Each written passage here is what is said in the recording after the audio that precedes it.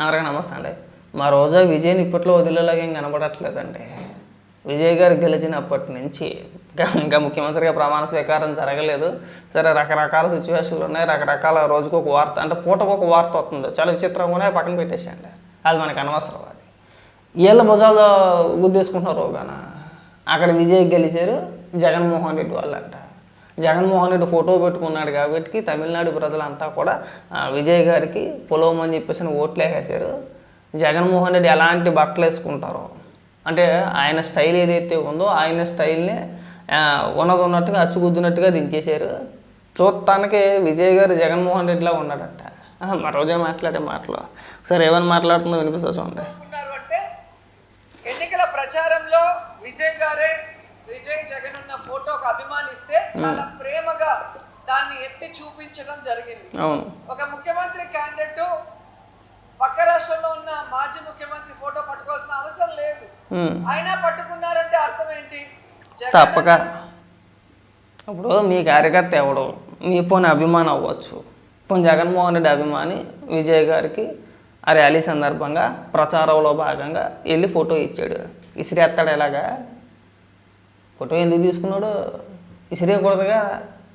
నచ్చినా నచ్చకపోయినా తీసుకోవాలి. ఒకవేళ ఇసిరేస్తే ఏమవుద్ది? అదొక పెద్ద కాంట్రవర్సీ అవుద్ది, మీడియాలో అదొక పెద్ద వార్త అవుద్ది. ఏముందలే, ఈ ఫోటోలో నా బొమ్మ కూడా ఉంది కదా, నా ఫోటో కూడా ఉందని తీసుకున్నాడేమో. అవునా? పోనీ గతంలో ఏమైనా విజయ్కి జగన్మోహన్ రెడ్డికి ఏమైనా పరిచయాలు ఉన్నాయా, ఏమైనా ఫ్రెండ్స్ అంటే కాదు. ఏదో పెళ్ళిలో ఒక్కసారి కలిసాడు అంతే, ఒక్కసారే. మనమేమో డిఎంకే పార్టీకి సపోర్ట్ చేస్తాం, స్టాలిన్ గారికి జగన్మోహన్ రెడ్డి గారికి మంచి సంబంధాలు ఉన్నాయి అనేది అందరికీ తెలిసిందే, కొత్తగా మనం చెప్పుకోవసలేదు. వాళ్ళు ఎక్కడికి వచ్చి మీ ఏడుపులు అంటే మాకు అర్థం కావట్లే. ఫోటో పట్టుకున్నంత మాత్రాన గెలిచేస్తారండి, మరి ఇక్కడ ఎందుకు ఓడిపోయాం? చిన్న లాజిక్ చెప్పు నువ్వు నాకు. ఇప్పుడు మాట్లాడితే ఫోటో పెట్టుకుంటే గెలిచేసారని మాట్లాడి నువ్వు నగిరి నియోజకవర్గంలో నువ్వు జగన్మోహన్ రెడ్డి స్టిక్కర్, మా నమ్మకం నువ్వే అని చెప్పేసి స్టిక్కర్ తిరిగి ఇంటింటికి తిరిగి అంటించేసావు, దేవుడు మూలన అంటించేసావు. అంటించావు కదా, ఎందుకు గెలవలేదు నువ్వు? ఎందుకు గెలవలేదండి?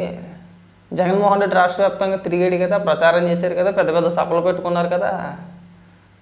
చుట్టుపక్కల ప్రాంతాల నుంచి, పక్క జిల్లాల నుంచి కూడా ఎక్కడైనా ఒక ప్రాంతంలో ఒక సభ పెడితే చుట్టుపక్కల జిల్లాల నుంచి కూడా జనాలను తీసుకొచ్చి అక్కడ కూర్చోబెట్టారు కదా, కూర్చోబెట్టారా?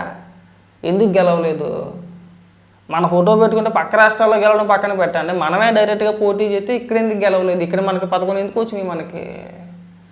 సరే, మీరంతా కూడా అదొక రకమైన ట్రాన్స్లో ఉంటారండి, అదొక రకమైన వింత ప్రపంచంలో ఉంటారన్నమాట. మీ ప్రపంచం మీదే. ఇక్కడ ఎవరిని మాట్లాడినా, ఎన్ని రకాలుగా మిమ్మల్ని విమర్శించినా మీరు ఆ ప్రపంచంలోంచి బయటికి రారు. అదొక రకమైన పిచ్చి ప్రపంచం. అది దాని పేరు పిచ్చి ప్రపంచం అన్నమాట. ఆ పిచ్చి ప్రపంచానికి రాజు జగన్మోహన్ రెడ్డి, అందులో మెయిన్ క్యారెక్టర్లు అందరూ వీళ్ళేమాట. ఆ పిచ్చి ప్రపంచానికి మళ్ళీ మీరంతా కూడా మెయిన్ అన్నమాట. తానా అంటే తందానా. ఆ పిచ్చి ప్రపంచం రాజు, ఆ పిచ్చి ప్రపంచంలో ఏం చేస్తే ఎలా చెబితే మీరంతా తందానా తందానా అనుకుంటే మీరు ఇక్కడ డ్యాన్సులు వేసుకుంటా తిరగడం ఏమైనా సంబంధం ఉందా అండి? తమిళనాడు ఎన్నికల ఫలితాలకి మన రాష్ట్రానికి కానీ లేదా జగన్మోహన్ రెడ్డికి కానీ ఏమైనా సంబంధం ఉందా? పోనీ మీరు ఏమైనా వెళ్ళి అఫీషియల్గా ప్రచారం చేస్తూ మీరు వెళ్ళి టీవీకే పార్టీకి అంటే విజయ్ గారి పార్టీకి మీరు వెళ్ళి అఫీషియల్గా ప్రచారం చేశారా అండి? పోనీ ఏమైనా మద్దతు ఏమైనా ఇచ్చారండి? లేదు. మీ పిచ్చి ప్రపంచం మీదే. ఇంకా పిచ్చి ప్రపంచంలో అలా తేలుతా కూర్చుంటారు, ఇంక ఎవడేమనుకుంటున్నా కానీ ఇలా సంబంధం లేదు. అదొక రకమైన ట్రాన్స్ మాట వెళ్తుంది. ఇంకా మాట్లాడండి. నాయకత్వం నేను ఇస్తాను అని ఆయన చెప్పకనే చెప్పాడు. ఎందుకంటే విజయ్ గారి డ్రెస్సింగ్ చూస్తే జగనన్న గారి లాగే కాకి ప్యాంటు కాకి షర్ట్. ఇంతవరకు ఎవరు కూడా ఏ ముఖ్యమంత్రి క్యాండిడేట్ అలా వేసింది లేదు. ఊరుకో అమ్మా, సిగ్గు అనిపించట్లేదు నీ బతుక్కి. జగన్మోహన్ రెడ్డి కాకి ప్యాంట్ వేసాడండి, తెల్ల చొక్కా వేసాడండి, ఇంకా ఇప్పటి వరకు ఎవడో కూడా వేయలేదండి. ఎందుకు వేయలేదు? రోడ్డు ఎక్కితే బోల్ మంది వేసుకుంటారు అవి. అందుకని చెప్పేసి జగన్మోహన్ రెడ్డిని చూసి వేసుకున్నట్లు లెక్క కాదు. ఇది ఎక్కడ దరిద్రం అండి? మీరు ఏదైనా డిఫరెంట్ కలర్, ఎర్ర కలరో లేదంటే ఇంకో రకమైన కలర్లో వేసుకుంటే, ఇప్పుడు చంద్రబాబు నాయుడు గారు ఉన్నారు. చంద్రబాబు నాయుడు గారు ఒకటే కలర్ ఉంటుంది డ్రెస్, అవునా? పోనీ అలాంటిది ఏదైనా ఉంటే బ్రహ్మాండం. లేదంటే జగన్మోహన్ రెడ్డి డ్రెస్సింగ్ ఒకటే ఉంటుంది, ఫాలో అయ్యాడని చెప్పేసి అని. జగన్మోహన్ రెడ్డి వైఎస్ఆర్సీపీ పార్టీ కార్యాలయంలోకి వచ్చినప్పుడు మాత్రమే ఈ వైట్ కలర్ షర్టు ఆ, లేదంటే ఆ కాకి కలర్ ప్యాంటు నువ్వు చెప్పుకోవచ్చు కదా, వేస్తాడు అనుకుందాం. నార్మల్గా ఎక్కడికన్నా వెళ్ళినప్పుడు రకరకాల డ్రెస్సులు వేసుకుంటాడు, అది వేరే విషయం. అది ఇంకా అదొక దరిద్రం వచ్చింది మాకు. జగన్మోహన్ రెడ్డి స్టైల్ ఉంటుంది, చూస్తానికి అచ్చం జగన్మోహన్ రెడ్డి లాగే ఉంటారు విజయ్ గారు. ఇంకా పిచ్చి ప్రపంచానికి మంత్రి నువ్వు. దగ్గరగా సాధారణ వ్యక్తిలాగా వాళ్ళు ఎప్పుడూ ఉంటారు. సో ప్రతిదీ కూడా మీరు చూస్తే మాట గాని, ప్రజలకు ఇచ్చిన వాగ్దానాలు గాని, మీటింగ్స్ లో మాట్లాడే విధానం గాని అన్నీ కూడా విజయ్ జగన్ గారిని ఫాలో అయ్యారనేది స్పష్టంగా తెలుస్తుంది. నువ్వు వెళ్ళి ఆ మాటలు కానీ తమిళనాడులో అంటే సేపులు గట్రా వేస్తారా? పిచ్చి ప్రపంచం నుంచి బయటకు వచ్చిన రోజాని చెప్పులతో కొట్టేస్తారు తమిళనాడులో.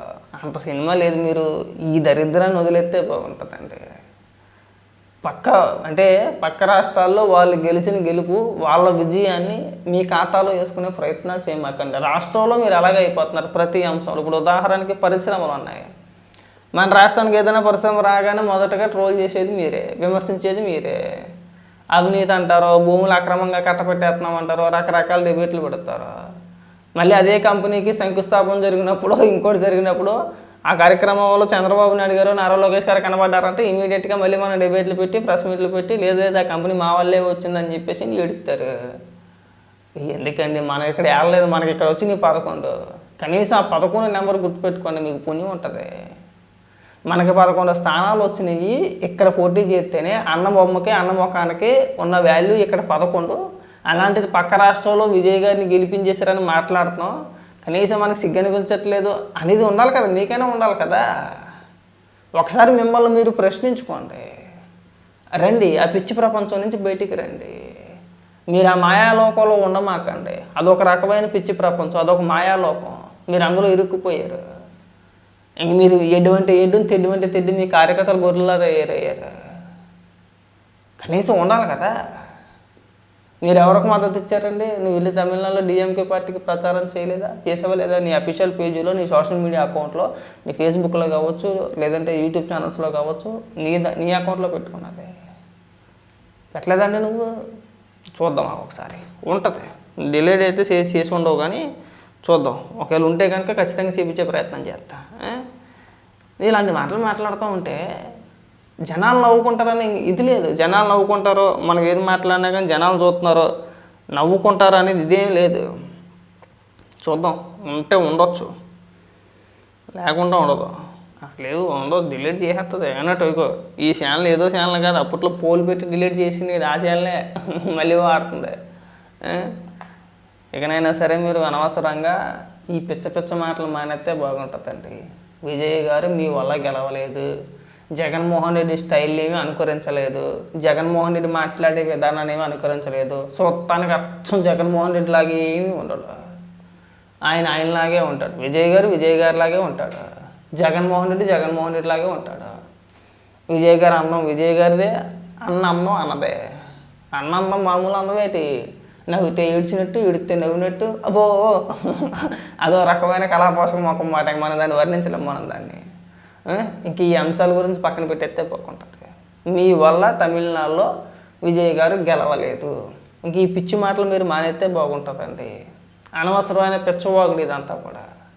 దీనివల్ల మీరు రాష్ట్రంలో మీరే లోకువైపోతున్నారు. ఈ లీడర్ బాబు వీళ్ళకి గతి లేదు, లేకుండా పక్క రాష్ట్రంలో వేరే వాళ్ళని గెలిపించేశారని చెప్పేసి నవ్వుకుంటున్నారు మీరు మాట్లాడే మాటల వల్ల.